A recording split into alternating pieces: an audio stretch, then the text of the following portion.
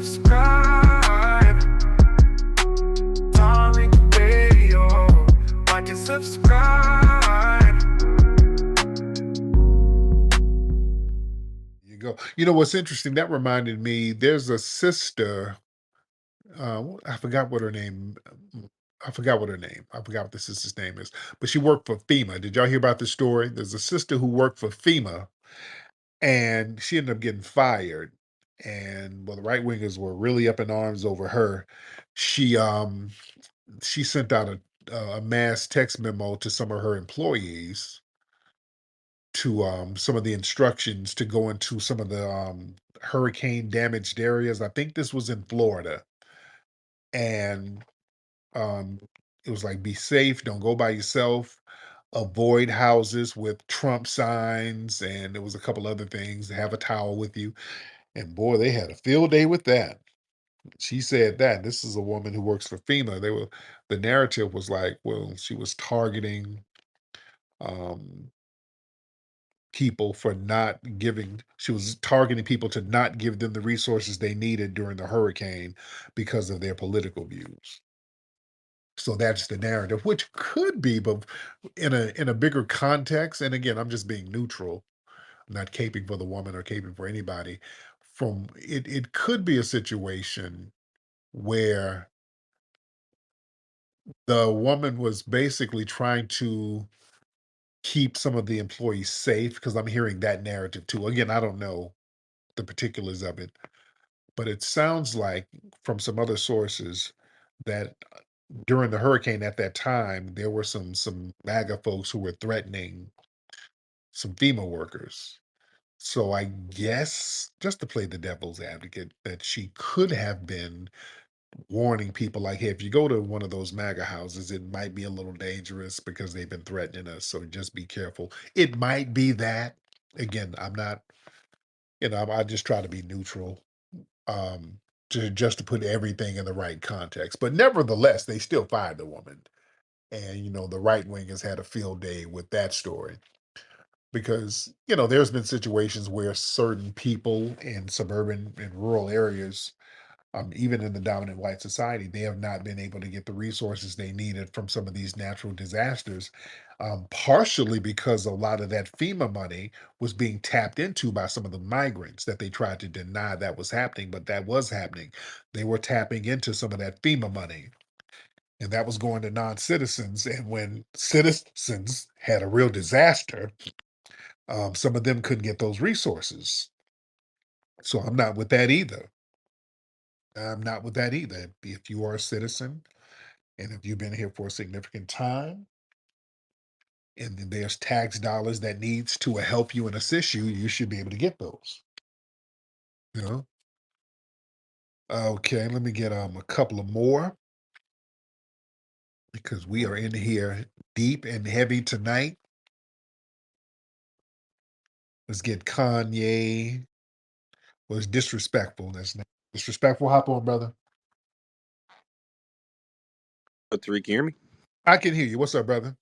Yeah, so and I hate that they did the sister like that. Cause what they're not telling people is a lot of those groups were forming like little militias, and they were actually blocking FEMA workers because they were saying that they were there to take their homes, and it was that whole narrative going around. And in fact, they were actually attacking these people, and it was all over the news cycle.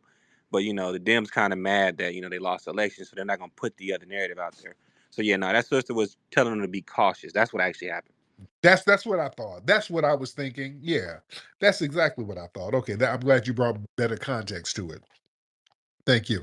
Yeah, that's what I thought. Yeah, because we generally we don't be tripping like that. We ain't gonna be like, hey, don't give them nothing, because no. So yeah, it sounds like it was a safety precaution. Like, hey, these people, they got guns, and you go to their houses, they might start blasting out the door. So I get that. Okay, I get that. You know, but some of those on the right, they're kind of spinning it like, okay, she was trying to deny them resources just because they voted right wing. So that's not necessarily the case. Okay. All right, let's get Larry Larry the Camel. Let's get Larry the Camel in the building. Larry the Camel. Hello, Tariq. How How are you doing, you? Larry? Not bad, not bad. I had an interesting question for you. I was speaking with a FBA friend of mine discussing Africa. Yes. Put a company up on the NASDAQ, something. Okay, you're breaking up, Larry. Larry, you're breaking up, sir. Okay, Larry. Okay, Larry. You got to drop down and come back up, brother.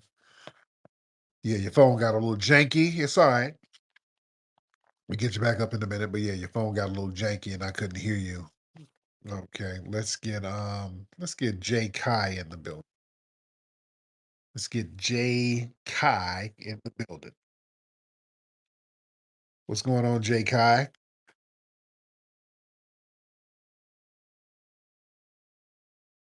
Unmute your microphone, Jay Kai. There you go. Jay Kai, you can speak. Okay. Her phone is janky. Boy, y'all kill me with these janky phones. Y'all kill me with the janky phones. All right, y'all raise your hand if you are ready. Let me try Larry one more time. All right, we're going to try Larry one more time. All right, Larry. Can you hear me now? I can hear you great now. Yeah. Excellent, excellent. Tariq, I was talking to an FBA friend of mine discussing, FBA's the opportunity of setting up a BlackRock-like entity out of the U.S. Something like on the NASDAQ, an entity where the FBAs could use a corporation to own, basically like a semi-autonomous piece of land in Africa.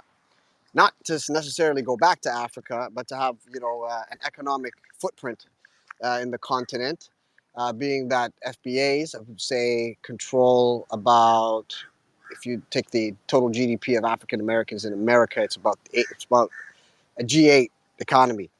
So, what's your take on that? Like, FBAs amassing, pooling money together, getting talking to the African Union, something probably on the Atlantic or the East side, something most likely to probably be close to the United States end.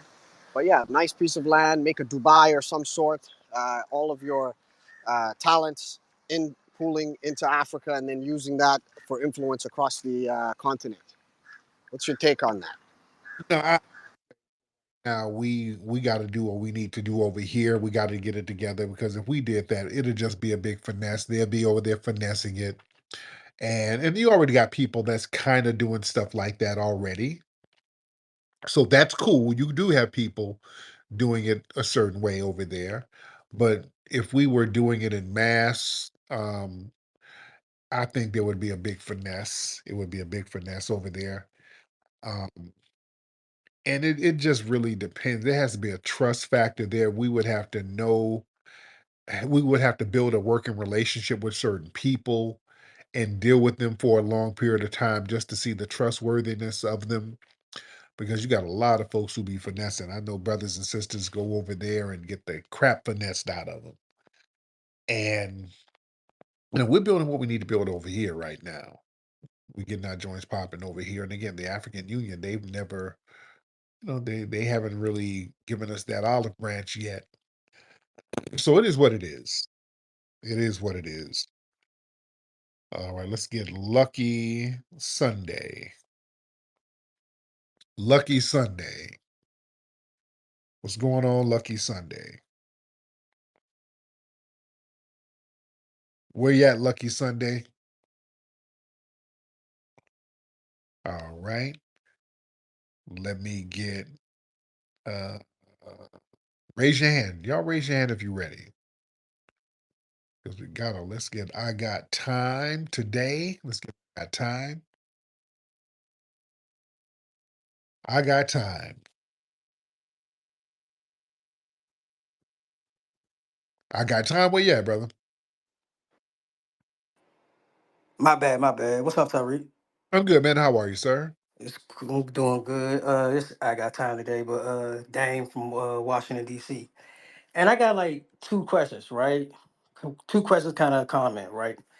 So you with Trump, right? You heard about him and Robert F. Kennedy and the health department Yeah. and him potentially being in charge of the health department. And he's talking about widespreading changes, sweep all this types, basically flipping the health department, suing big pharma, all the big things, like everything that if you paid any attention to Robert F. Kennedy, he been talking about. Do you and I just might be out of like kind of jumping or whatever, but do you think that if Trump actually allow him to take over the health department and do all these things that's actually needed, a lot of good things he's talking about with the help with the FDA and everything. Do you think he can finally spin that into like a presidential campaign? To my Kennedy? Yeah, Kennedy, because you know he's been trying like for years. Right. And I'm like, if Trump actually allow him to take over the health department and do these type of things, I think he can finally spin that into a campaign, a presidential campaign, and potentially for the Democrats. I don't know. I just Good if he wanted to. And I've spoken with Kennedy before, and he's cool. But yeah, he could possibly do that if he wanted to. I don't know what his intentions are. So that would be something you would have to ask him. Lucky, what's up, Lucky? Yeah, how you doing, brother? What's up, Lucky? You all right? Yeah, I'm alright. Are you? I'm Yeah, good. Where yeah. you calling from? I've been following on YouTube. I follow your program and Oh, Lucky, your phone is janky. Your phone is janky, sir. Take your earphones out. can you hear me? No, it's still a little janky. Oh, Okay, that's a little. I heard some a little. is it better now? That's much better. Okay. So I like I said, I've been following YouTube and what you have been doing for the Foundation of Black America and all stuff like that. So I said, I'm looking forward to having a conversation with you.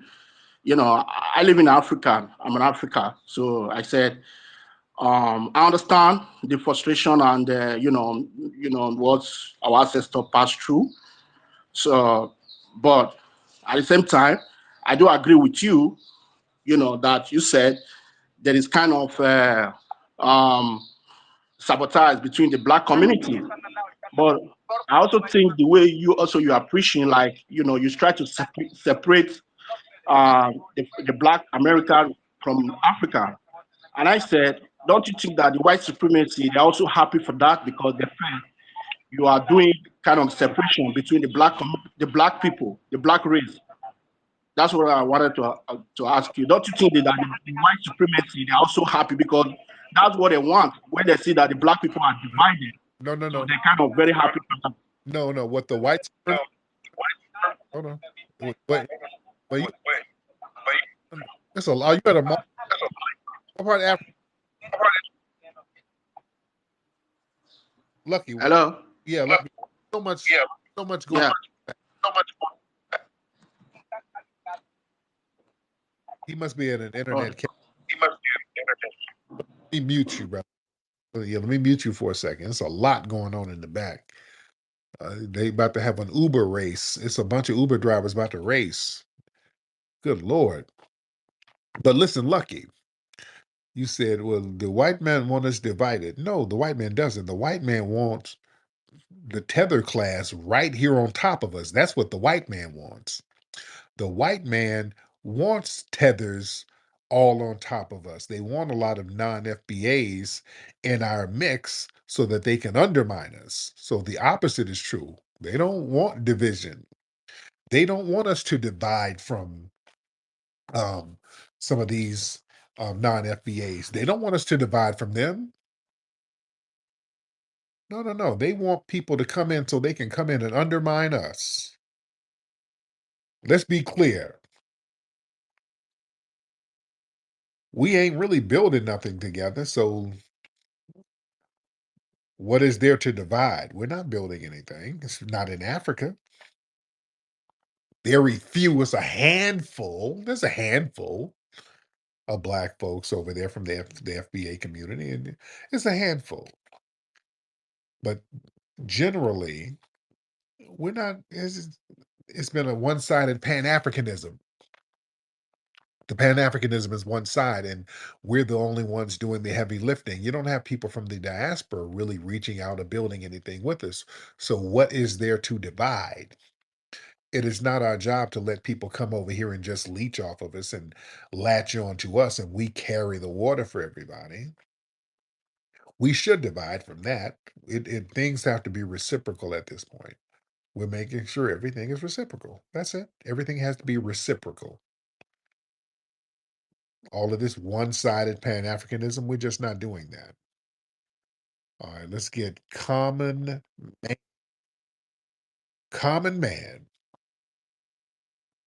Mr. Common Man, hop in. Common Man, unmute your microphone. Common, I'm gonna give you 10 seconds to unmute that microphone, and you're gonna get your common ass out of here. All right. Common, let's get let me see. Uh, let's get Genius. Go ahead, Genius. Hey, how's it going, my brother? I'm good. How are you? Good, good, good. So I remember, like, I think it was like 2015 or 16. I was watching a podcast you did with like Andrew Schultz, right? And then at the time, you guys were debating like race relations and stuff like that. It seems like you guys have come like from what he was arguing. Now, at that time, you guys now in 2024 kind of have the similar views on what's going on in America. Like, do you still communicate with that guy, or is like? No, I talked to him since, but what are some of the views you think he and I share now? Well, both you guys are more right leaning now, right? You guys are both I've, leftists.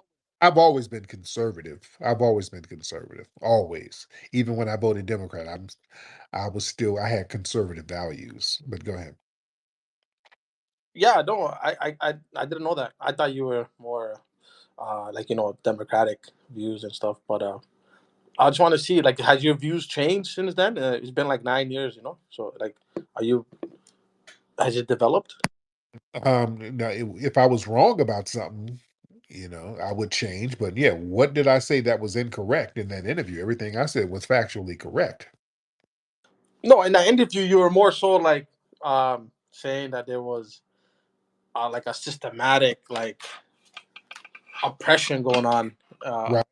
in America with the blacks. With the black people. So I want to know, like, do you still believe that, or? I mean, shit. It's either here or it's not here.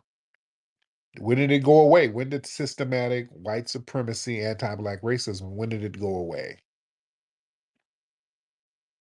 That's a question to you, Common Genius. Oh, I'm not American. I was just wondering. I'm just trying to like, trying to see what you guys are on. So I'm not really American. I don't know if there is any, but I just want to see if your views changed from that. So I guess they didn't change, right? So you still believe that there is. Not views, just the reality, just me acknowledging a reality.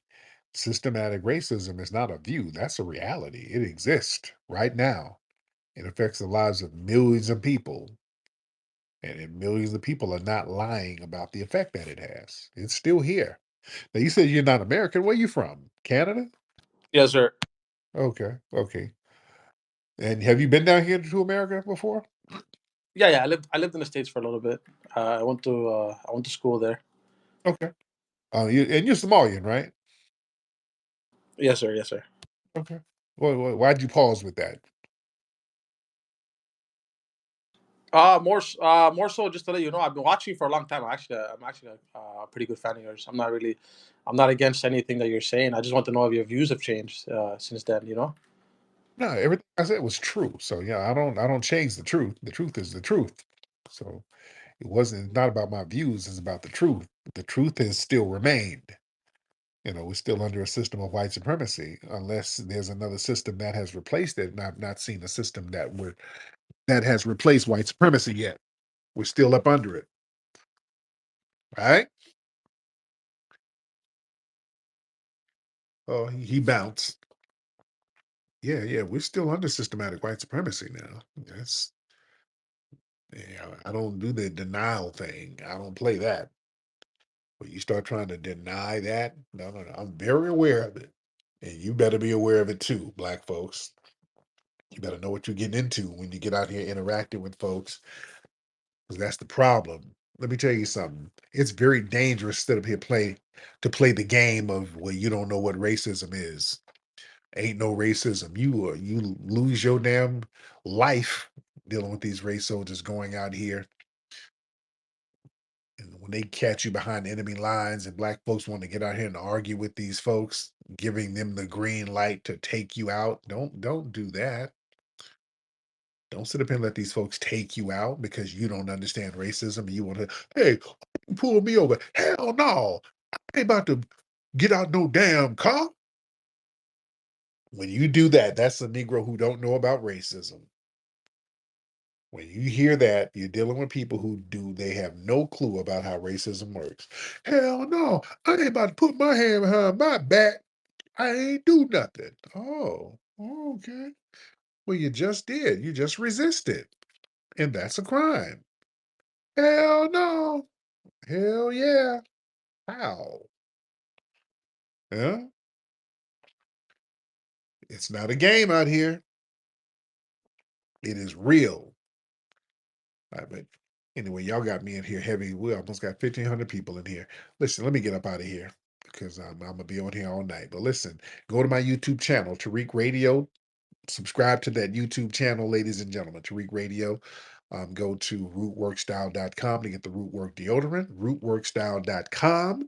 And I'm up out of here, guys. Papi akute, lala vuve to the family. Peace.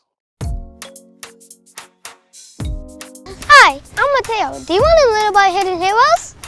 Hidden Heroes from A to Z is a cool book that tells the stories of amazing black heroes you might not know about. You'll meet inventors, you'll meet explorers, and leaders who change the world. It's fun, inspiring, and you can learn so much. Get your copy now at hiddenhistorymuseum.com. Let's discover our hidden heroes together.